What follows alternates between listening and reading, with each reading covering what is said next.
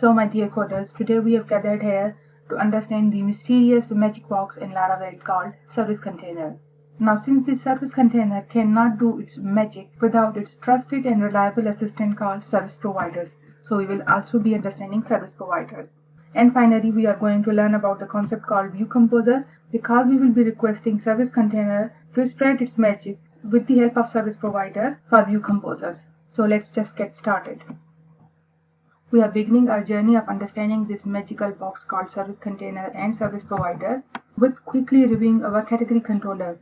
Now, as you remember, in our category controller, we have all of these different actions: create, show, index, store, edit, update, all of them.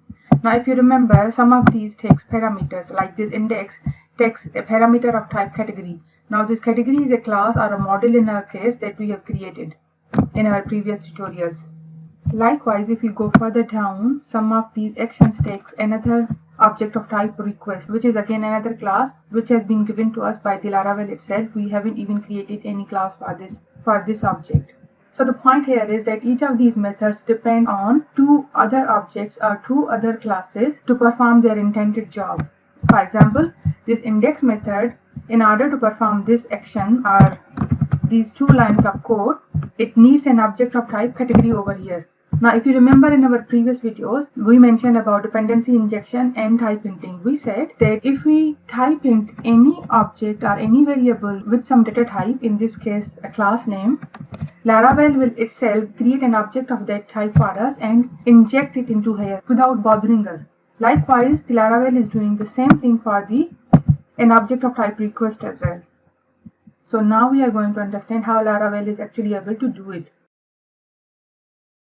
Laravel has different components that work together to give us this framework called Laravel.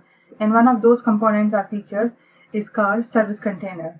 And this is the role of service container, to look into all of these methods and see if any of these methods depend on some external object or external dependency to perform its job.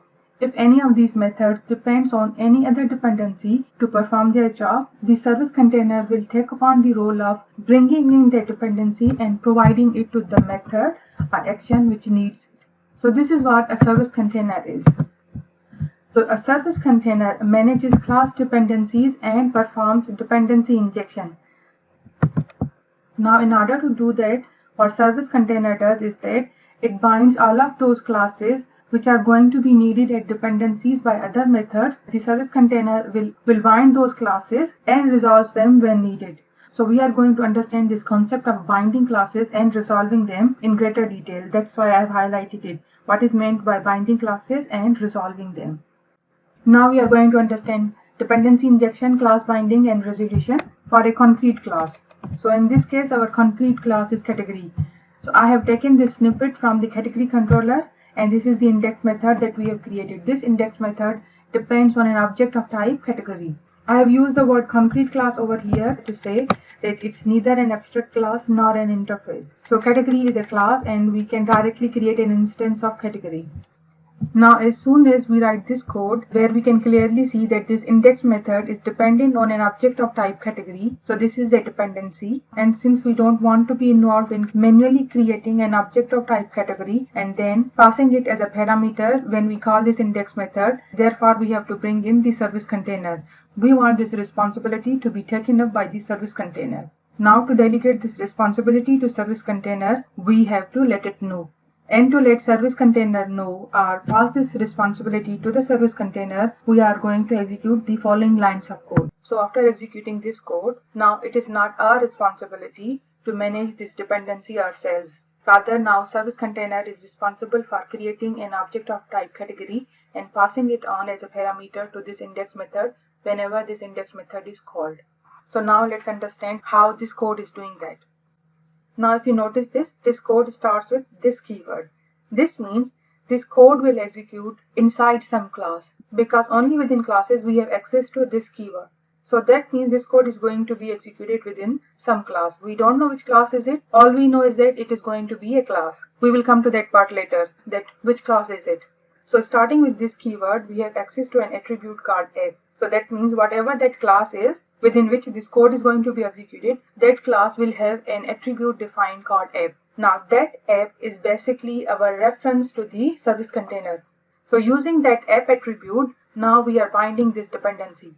Binding simply means letting the service container know that now it is your responsibility to whip up an object of type category whenever any method in our controller needs an object of type category. So that concept is called binding. There is more to this binding concept. We are not only delegating the responsibility of creating an object of type category to the service container, but we also have to tell it that whenever any controller method needs this dependency, how to whip up that object. So therefore, we have this second parameter to this bind method. The first one is the class name, which is the actual dependency, and second is a closure or callback function.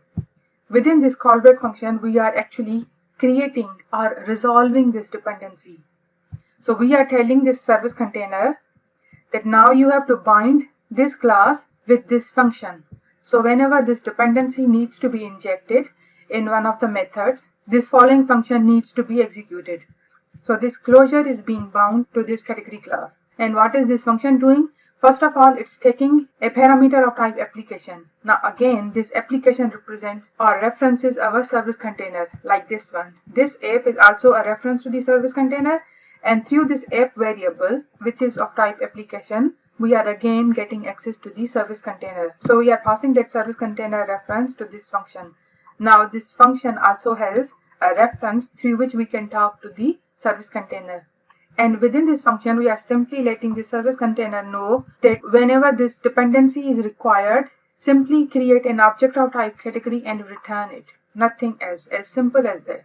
So now the service container knows everything it needs to know in order to create an object of type category whenever any of the methods in our controller depends on an object of type category.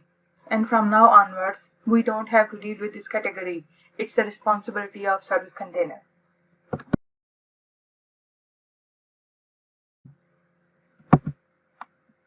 Now every time in our service container, whenever any of our methods depends on this category object dependency, the service container will create a new instance of that category class and inject it into that method.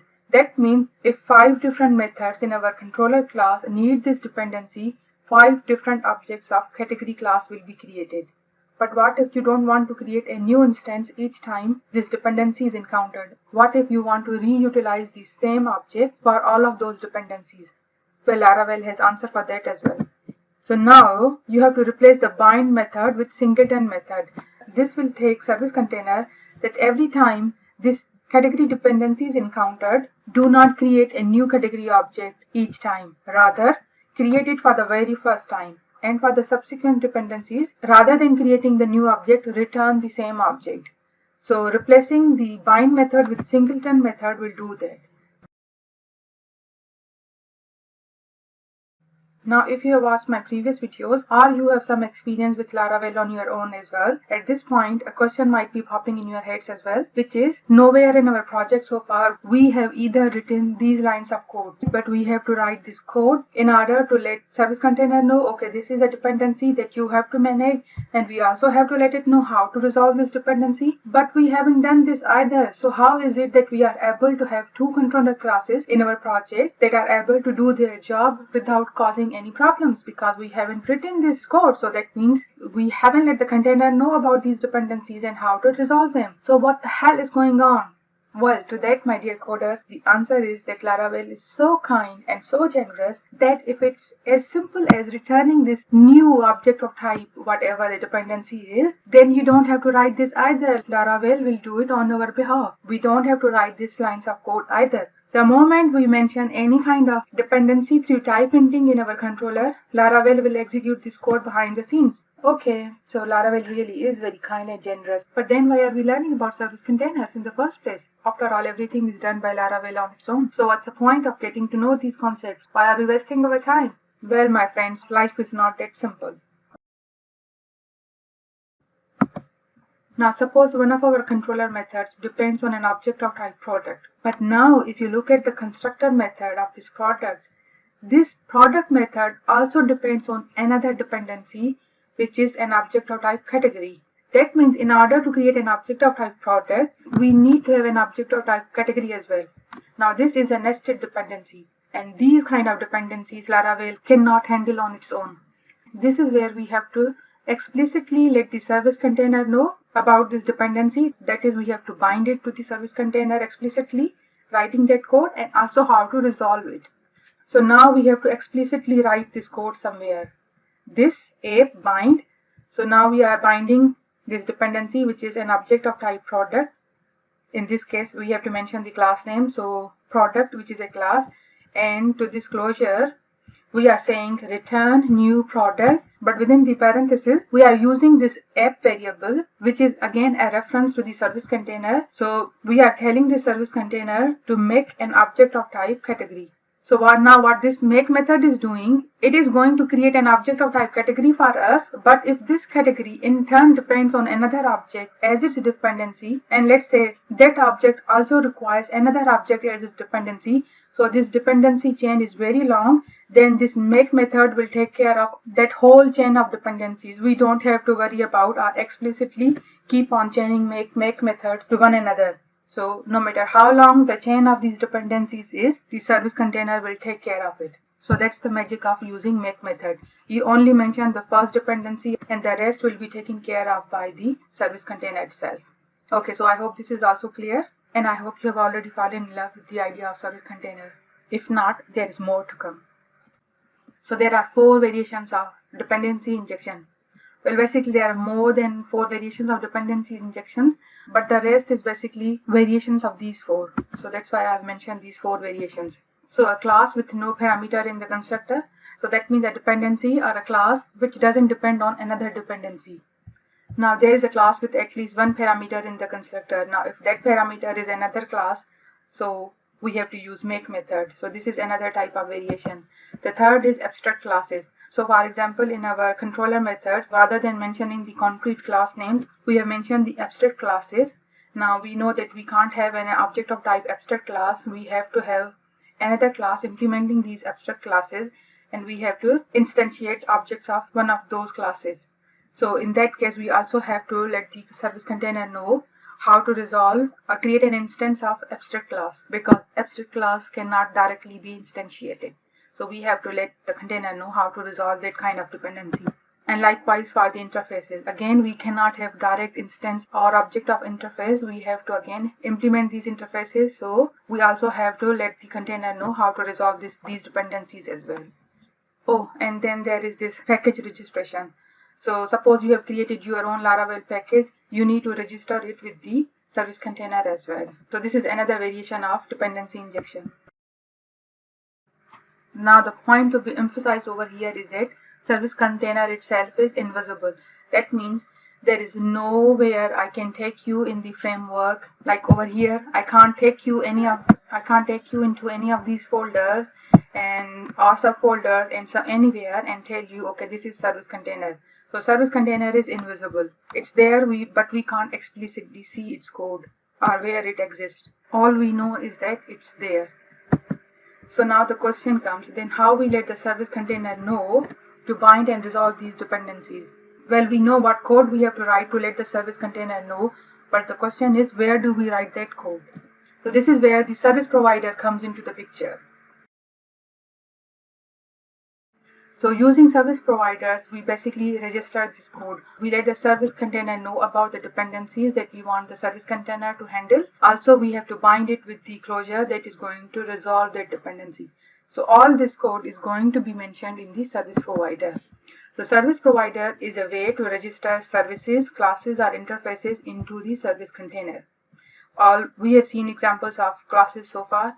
We will eventually be using services as well, and probably interfaces in the future. But let's stick with the classes.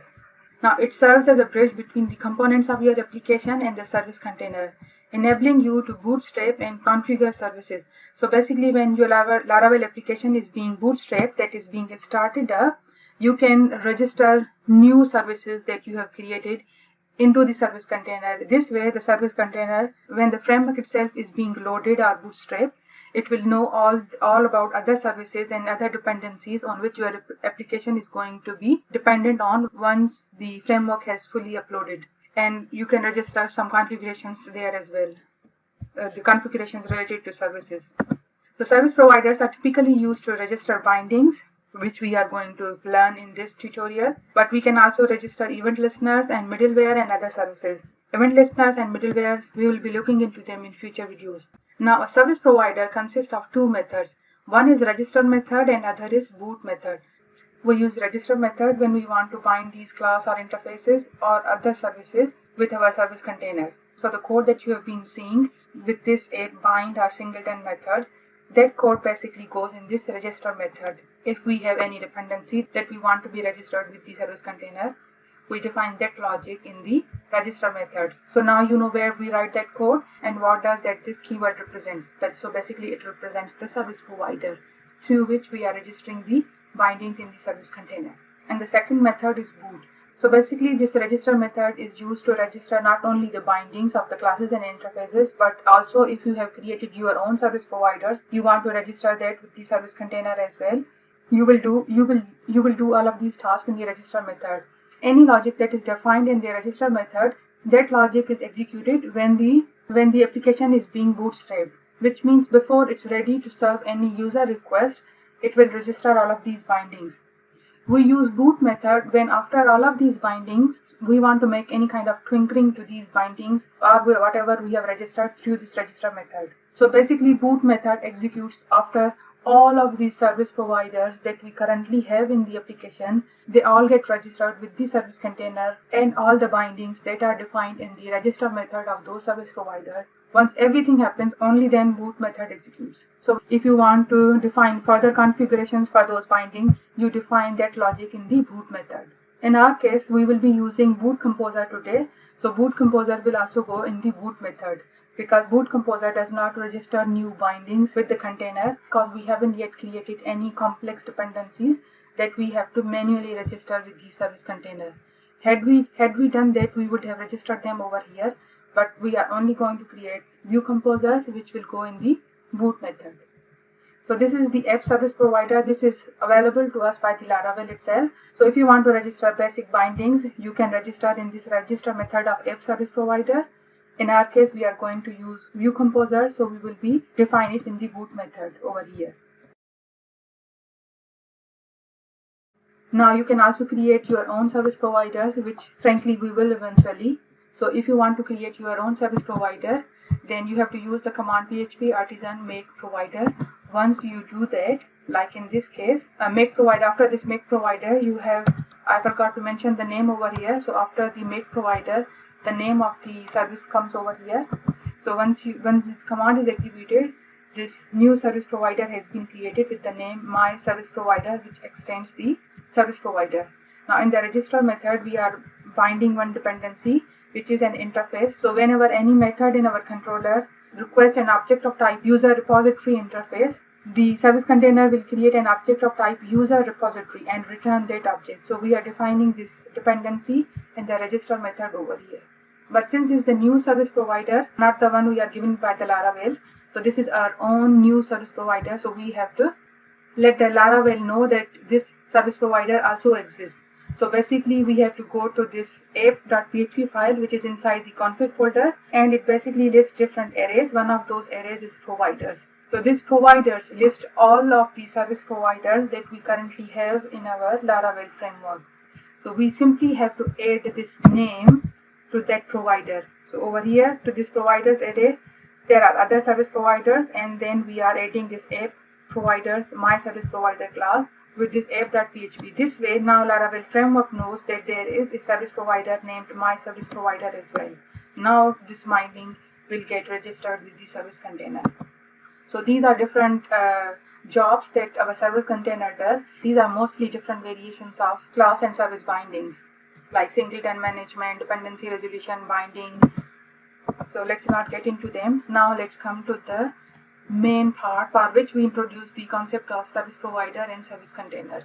So let's just get a general idea of what view composer is, and then we will see how are we utilizing this in our project. So basically, if you have same data set that you want to share with multiple views, Then rather than sending the data with all of those views individually, you add them to the view composer. This way, whatever data is available with view composer, it is going to be made available automatically to all of those views which need access to that data. We use view composers to reduce code duplication because then the data is automatically passed to the views. We don't have to clutter up the controller logic. So a view composer is basically a callback or closure that is executed when a specific view is rendered. And inside that closure, you define the logic to access or get that data that you are interested in. And it will be automatically available to the views in question. Now to create a view composer, you typically register it in a service provider. And you use the method view composer to do this registration. So this is our app service provider, and in the boot method, you are defining a view composer. It takes two parameters. The first one, in this case over here, is a string with asterisk. So basically, we are defining a pattern over here, and it means this view composer is going to apply to all the views throughout your whole application. So if there are 200 views in our application, this data which is going to come through this closure, this function, that data will be automatically available to those views. However, if you want to restrict this view composer to certain set of views, then instead of this asterisk, you provide an array. Within that array, you mention all of the views to which you want this data to be made automatically available. In this case, it's an asterisk, so it's available to all the views. And to this closure, we are passing that view. So whatever view is in question, that view is being passed to the function. And within this function or this closure, we are getting the current year and storing it in this variable, current variable. But then we are attaching this data to the view by calling this with method. It takes two parameters. The first one is going to be the variable name through which this data will be available in the view, and second one is the data itself. So within the view itself, we are going to use this current year variable, this one, not this one, even though they are the same over here. But whatever name you write over here, you have to use that name in the view to access this data. So this is our view, and inside the footer, we are getting the current year. So this is called a view composer. Now this date is being generated dynamically. However, if you have static data which doesn't change, like in this one, so we are sending two strings. The first one is a variable name my site, and the value is my awesome website. So this is key and this is value. So if you have static data, then instead of using the view composer, you use the share method. The share method doesn't have a callback as a second parameter, rather a simple value straight away. So it's a key value pair. So if your need is to share one static piece of value with all the views, then instead of using view composer, you will use view share. Okay, so this is the basic idea behind the view composer. Now let's see how are we going to utilize view composers in our application. So basically, when we are creating a new product, over here we have to mention one of the categories which we already have, so that we can associate this product with that category. That means we should only be allowed to either enter 2, 3, 4 and 13, or if we are writing the names, then men, boys, girls or baby. So currently we have these 4 categories, so we should only be allowed to enter these category IDs or names over here. It should not be possible for any product to be associated with a category ID which doesn't exist in our categories table. So basically we want to have a drop-down list of all the categories which we currently have in our database table, and we should only select from one of those categories. Now in order to display the list of those categories over here as a drop-down, that means we have to attach that information with this view, that is this create view of the products. So let's go there. So this is our category control, sorry, not category controller, we are interested in product controller. This one. So we were working with the create view. Where is it? This one. So to this view, we are currently not attaching any data.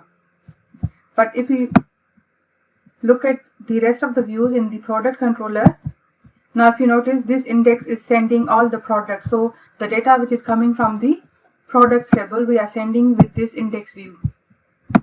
Create view doesn't send any data. And then this store again is sending the data from the product table, products table. Likewise, this show is also sending the data with the products table. This one is also, the edit one is also sending the data associated with your products table. And this update one is also sending the data associated with the products one. The point over here is that since this is a product controller, so the data which is being sent along with these views comes from the products table as well. But now the need has arisen to send the data from the categories table along with these views as well. So this one. So basically what we can do is that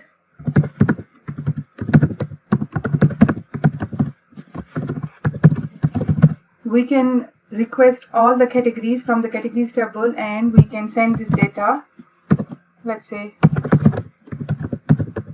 like this, to our view. Have we imported this class? Let's have a look at yes, we have this one imported. Okay, so now with this create view we are sending the data which is coming from the categories table. Now let's go to our create view. First create associate with the products. Okay,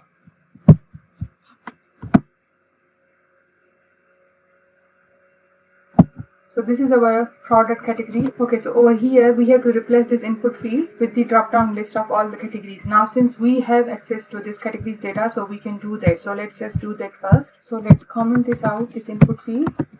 Now let's use select statement. The name is going to be the same name that we had, this category ID. And for the ID we are going to use whatever we have for the for. Okay, and within this select statement, now since we have multiple categories, so we have received a collection or array, so we are going to iterate over them using for each loop. So for each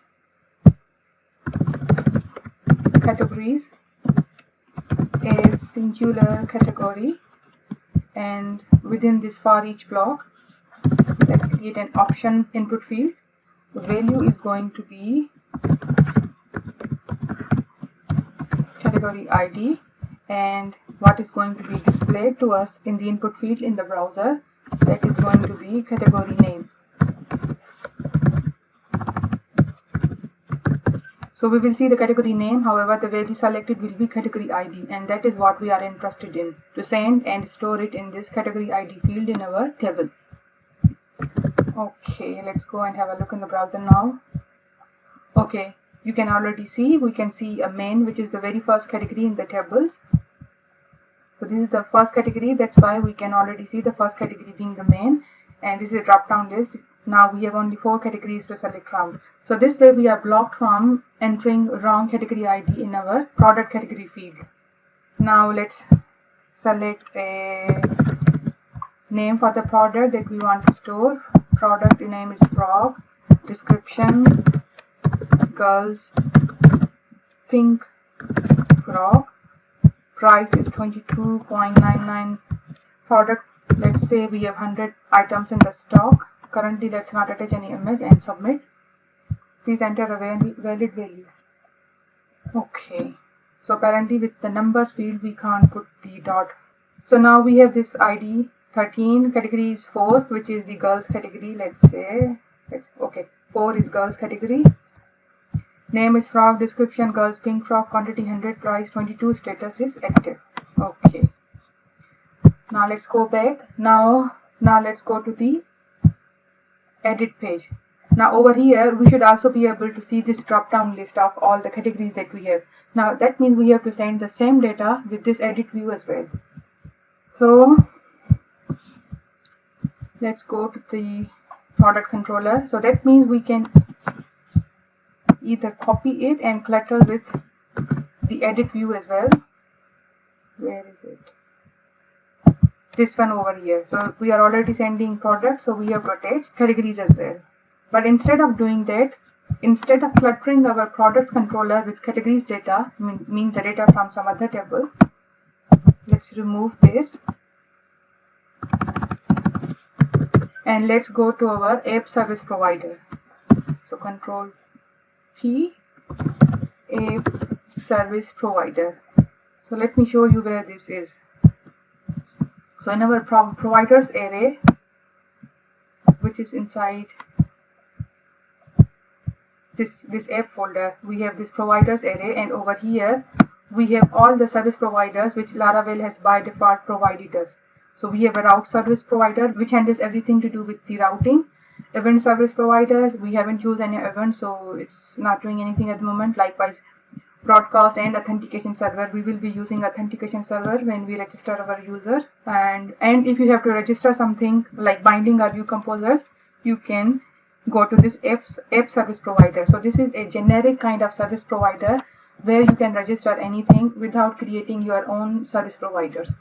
So this is app service provider, and we have to go to its boot method, and over here we have to write view, then composer.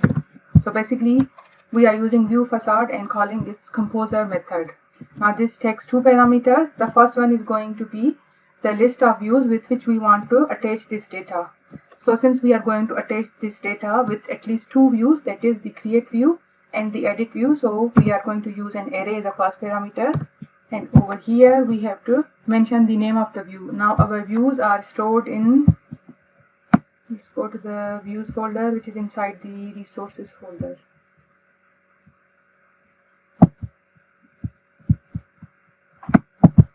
Okay, so within the views we have admin folder, and there we have product folder, and within there we have these two views. So admin dot product, is it singular? Yes. Product dot create, we need one more, copy, comma, and paste. The second one is going to be edit. So these are the two views with which we want to associate the data. So we have to use closure, and we have to pass in the view in question, and let's put semicolon. Okay, and in here we are going to attach with this view the data by chaining in this method. Now this method takes two parameters. The first one is the name through which we are going to access this data, and the second one is going to be the data itself. So let's go to the product controller, and this is create. So let's cut this from here.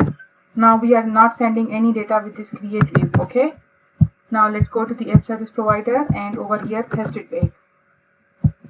However, let's replace this assignment with the comma. This is going to be a string, so quotations, and now we need to remove this semicolon.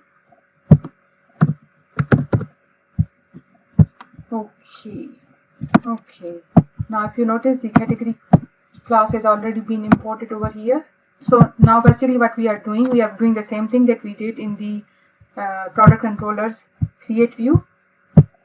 We are basically extracting all the rows from the categories table, and we are attaching that data with these two views, create and edit. And this text or a string is telling you that in order to access this data, you have to use this categories variable within these views.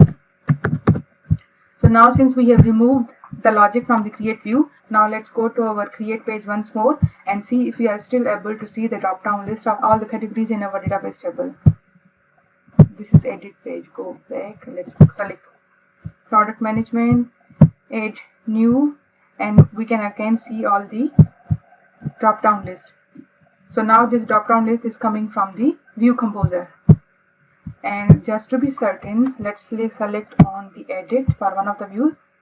Okay, so we haven't updated the logic in the edit view, so that's why we are seeing this ID 3. So let's go and update this logic. So first let's go to the create view and copy this whole select part. So copy. Now let's open edit.blade.php associated with the product. Okay, this is category ID. Let's comment this one, paste it over here. Okay, now you can see the category main is already displayed, and this is the drop down list. However, over here we want to see the name of the category, which is actually the category of this product. Right now it is displaying the very first category that we have in the table.